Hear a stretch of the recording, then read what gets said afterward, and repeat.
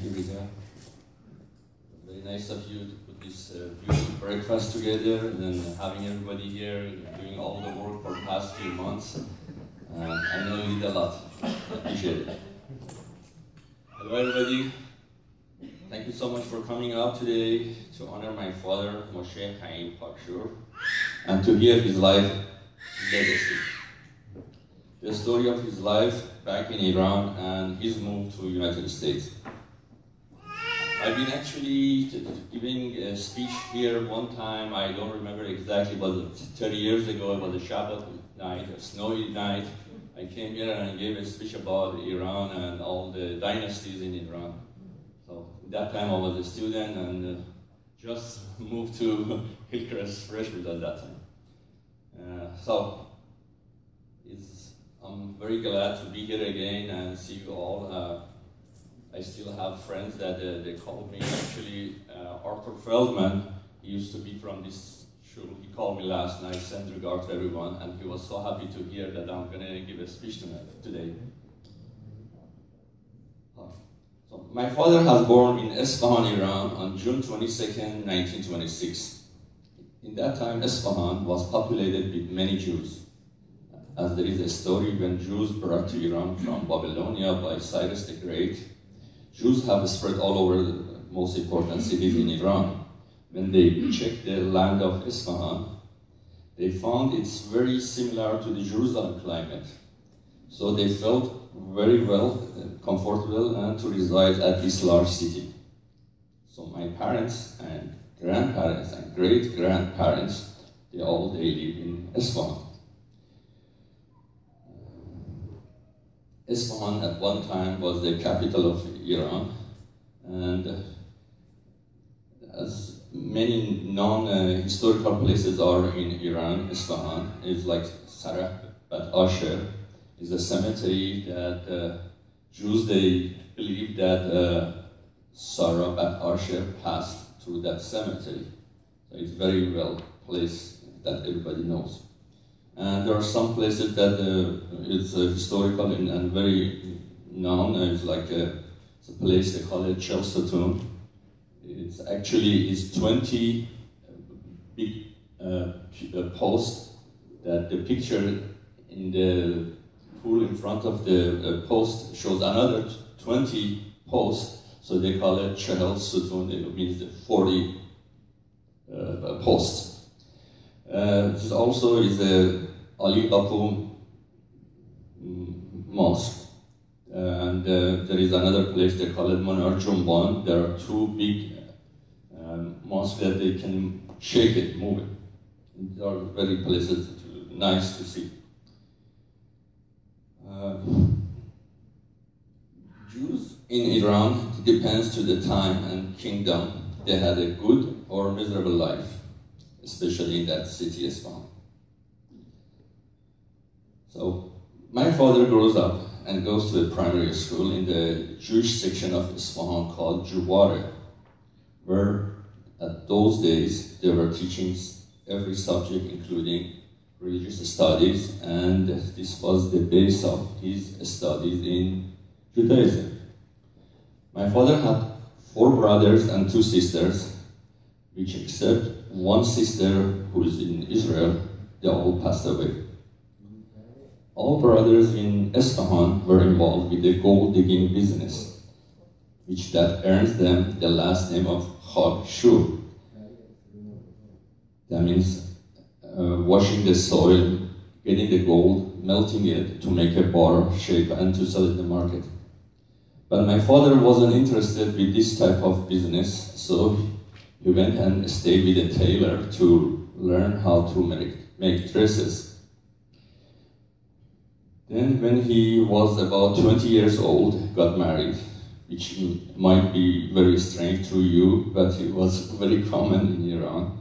He married my mom, Esther, and my mom's brother married my dad's sister. The slang, the name for this type of marriage is cow to cow. Later on, in order to escape going to army, my father moved to Abadan, the city in southwest of Iran. I'm just going to show you on the map, a little map, where Isfahan is the center of Iran, and he moved all the way southwest to Abadan. Okay.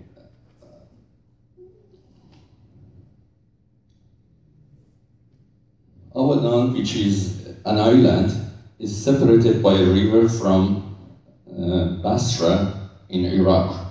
It's a border with Iraq.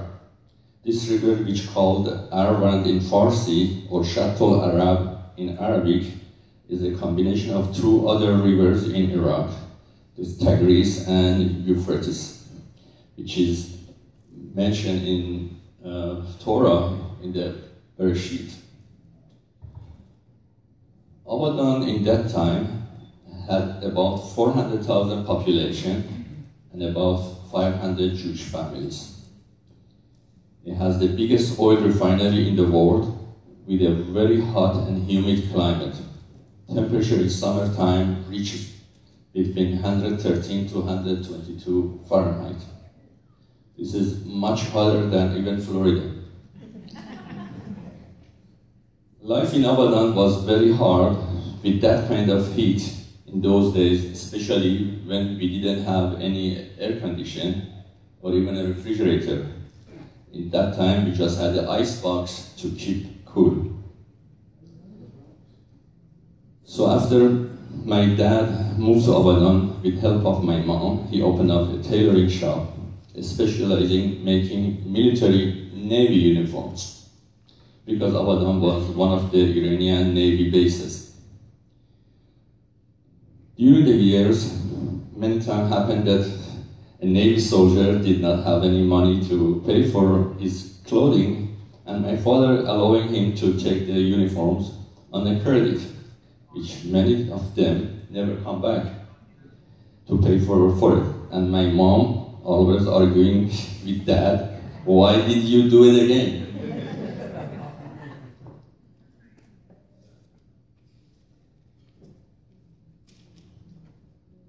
Yes, why you do it again without pain? And my father were saying, well, I didn't have a heart not to tell him.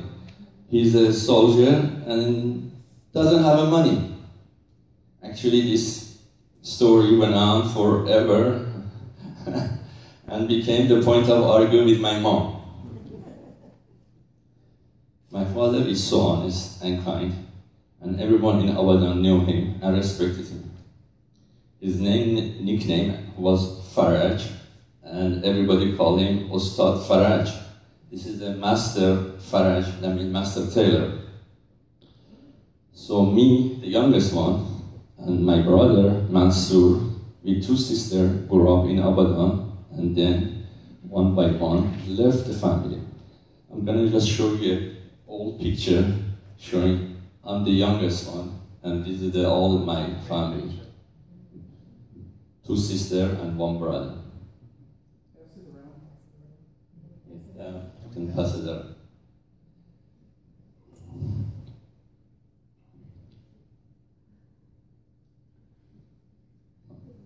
So, my two sisters, they got married, and one moved to Isfahan, and the other one to Shiraz, which is in the center of Iran. And to this day, still she lives in Shiraz. My other sister is here, Mahin, and his son, Farhad. His son, Dr. Farhad Yerushalmi, is specializing in children dental.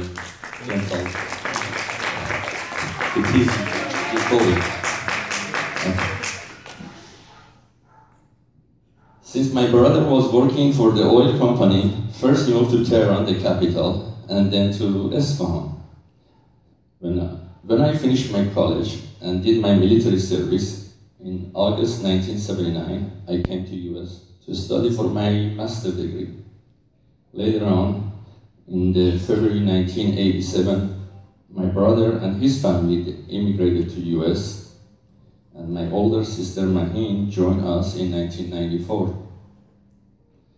In 1980, when the war broke between Iran and Iraq, the neighboring country, which took 8 years, My father had to leave everything behind and move back to Isfahan, which is in the center of Iran, to start up a new life. And then eventually in 1992, since my parents left alone and supposedly missed me, decided to immigrate to United States as well. To get visa, my dad had to stay in Italy for 4 or 5 months. And once they got to the New York, they have resided with me at their current residence here and start to coming with me to this beautiful synagogue. Here we were welcome, and so my dad, though didn't speak any English, got adjusted to this shul, and I know that everybody loved him. Over the years, he devoted most of his time to Hillcrest Manor Israel Center, attending to every daily and Shabbos prayer. Though my parents could not speak much of English, but they made a strong bonding with each member of this center and felt they loved and they cared. Actually, last year when my mom fell down and broke her leg, everyone from this congregation and their rabbi, of course, went to see her at the hospital and care for her, which she is very grateful for this. My mom, before getting older and broke the leg, used to come to this center more often. She has many friends at the center and from the neighborhood. My father, though he doesn't speak English, but he always has a smile on his face, which I know every one of you would love him. Thank you. I don't know if anyone has a question, so I can answer all your questions.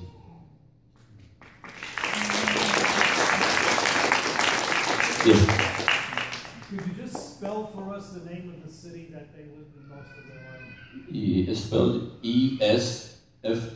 Esfahan, or some they call it Isfahan with I, I-S.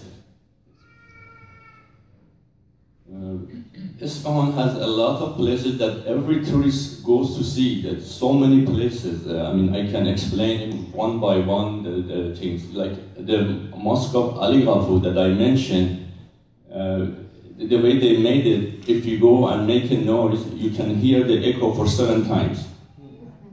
And it has a beautiful ceramic tiles and things that everybody would love to see it. I think. Yes. Well, having said that, is that city one that is accessible to tourists? Yes, it is accessible. I mean, for past few years, the relation between U.S. and Iran wasn't such a great, but still people, they go, they visit, you know, from Europe, all other countries, they go to Iran. Yeah. Can your dad speak several languages? My dad, no, he speaks only Farsi, but he can read Hebrew very well. My mother knew English and French, but now she got older and she forgot a lot of things, and it's hard to, to talk to her, but she understands. I'd like to know how your family that is still in Iran is doing. Thank you. Yes, my sister, actually, she was here for my son's wedding in March, and she can come out, yes, but her family are in Shiraz, Iran, and you know, she went back and stayed with her family. Her husband passed away 2 years ago, so she's with the children now. Yeah. Just a comment, it's very interesting from a communication point of view, because I'm very often in minions with your father, and he's a great guy, and sometimes just a few words and facial expressions, we manage to communicate a little, especially if there's no minion, he'll look and you'll go, David, he'll go, minion, he'll make that you know, a gesture and you know, but it's interesting because when it becomes the new month or we were counting the Omer, your dad was right up there switching. We have like kind of pre-written, pre-printed things to slit, and he would go up there and move it around, and it was almost like this communication that was his job that he took over. And it's just a very, very interesting thing, just the human bonding and communication. So it's been great. Yes, he devoted his life now to all these Jewish calendars and prayer, and he loved doing it. He knows that, you know, he studied everything by himself. I mean, he didn't have a teacher or anything. He just do it by himself. He's a very big participant. At times he'll do the Torah reading as well. So the Haftorah. So it's just very interesting. And he loves to read the Haftorah. Yes. Yeah.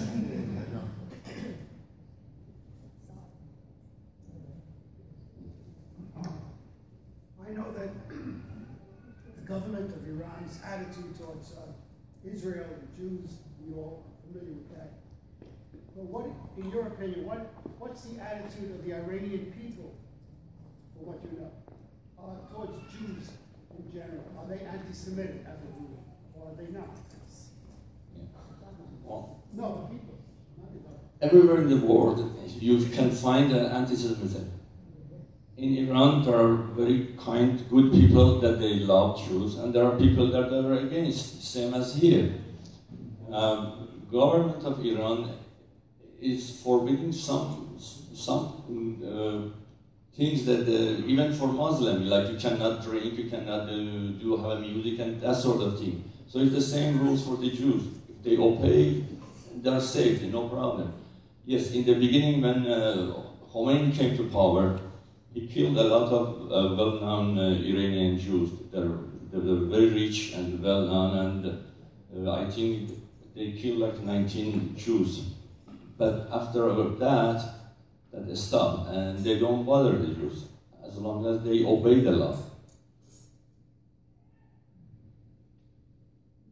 Some cities, of course, they are less educated and haven't seen that many Jews, so they have more hostility toward the Jews. Some cities that they've seen a lot of Jewish people and they know they're not going to bother them or do something to them, they love them. Actually, I have a co-worker in my company. He's telling me that when he was a child, he was saying his grandma was telling him, don't go alone to the street because the Jews, they're going to get you, they're going to cook you and take your oil and eat it. So we were all afraid as the Jews. So this is that, you know, they teach them in the family.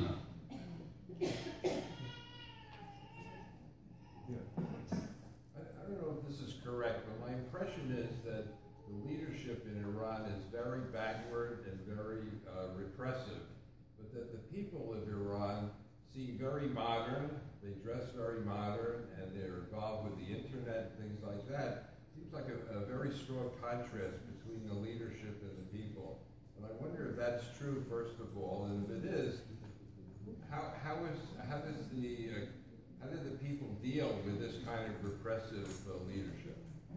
That's true, yes. There are majority of Iranian people, they're all educated and they're against the government, but they can't do anything. And there are, I would say, like 20% of the population that are very religious, fanatic, that they are with the government and supporting the government. There are a lot of Iranian in the United States. I believe more than 1 million Iranian are in California. They are second minority in California. And there are in Washington, Virginia, there are many, many Muslim. Jews are mainly in New York, New Jersey, and California. And every of the Iranians that are here in the United States are educated and have the very high level position.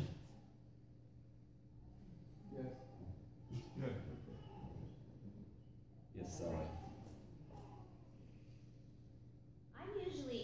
Somehow to communicate with your father. Somehow we're able to talk to each other and I usually understand.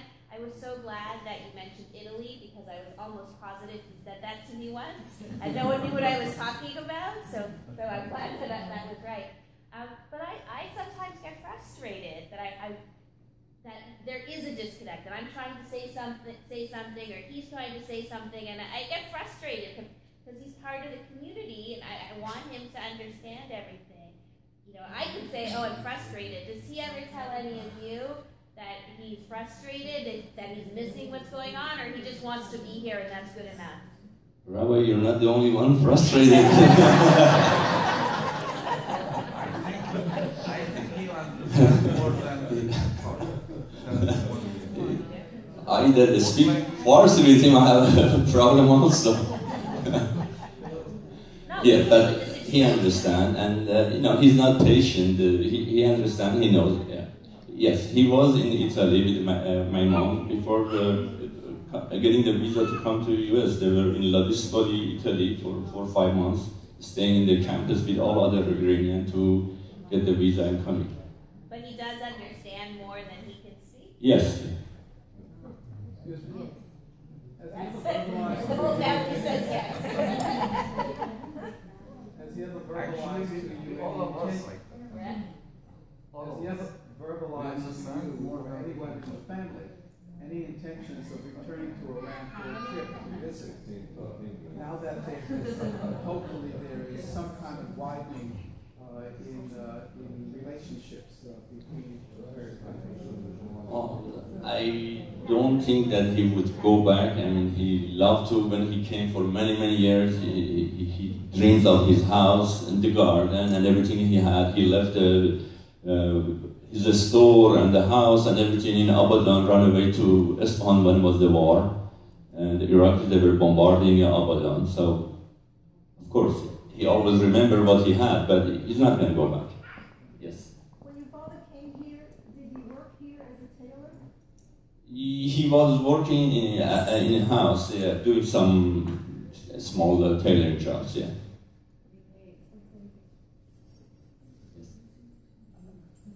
About history, what do you know about how long the Jews have been in Iran, and do you know that does your family go back to ancient times in Iran? And did the Jewish worship and study stay alive through all that time, or did it come and go? Yeah, the Jews in Iran, they're from Babylonia, as I said. They came to Iran and spread all over the Iran.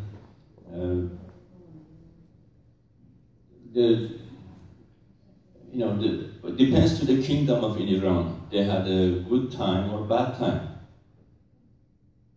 There's some dynasties that they bothered Jews, and they were very fond of Armenia. Christian, and there are some kingdoms that they love the Jews. It depends who paid them more. Do you have any idea of what the Jewish population at this point is in Iran? Iran at one time, when I left, they had 100,000 to 120,000 Jews, and now in these days there's about 20 to 25,000 left over. All went to Israel or to the United States? Mainly they came to the United States, and some they went to Israel.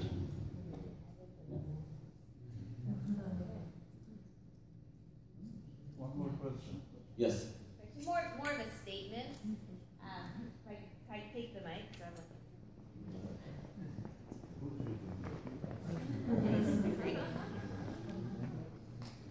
One of my favorite days of the year is when the minyan in the morning celebrates Moshe's birthday. Because what you see is everyone sitting at that table, just his whole family comes, and everyone knows what they're doing in the minyan, and they're all davening, and they're just so proud and so happy as a family. And to see Moshe smile, his real smile, that he just has so much pride for his family, where he has his synagogue community and his family in one place. It's really one of the most precious days here in the synagogue, because it just makes him so happy. Danny, do you think your father would, if he could say anything, that he could translate, since we're all here and you're here to translate? Yes.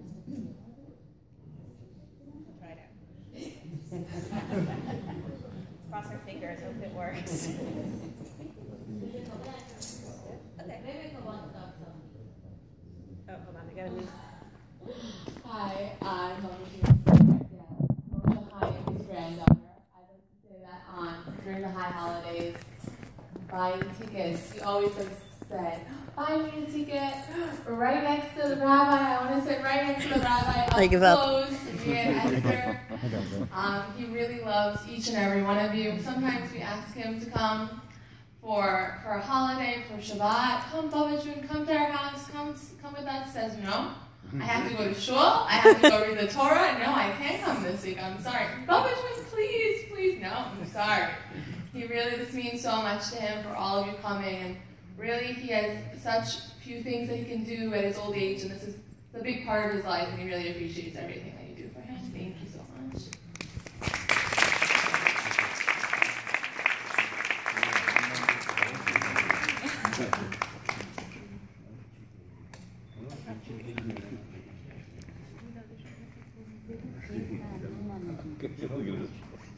Give it a shot.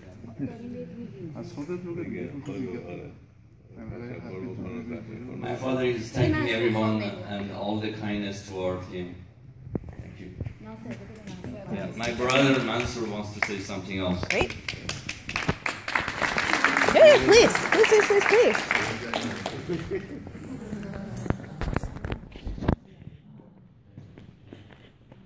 Thank you, Rabbi, President, and all the members. I'm not supposed to talk, so maybe what I'm saying is just what it came. First of all, I'm here because I see all of you taking pictures, and I want to be in your. So feel free to take pictures. But anyway. Thank you so much for doing this for my father. It's a great honor to be here with you and see you. You care so much for your members.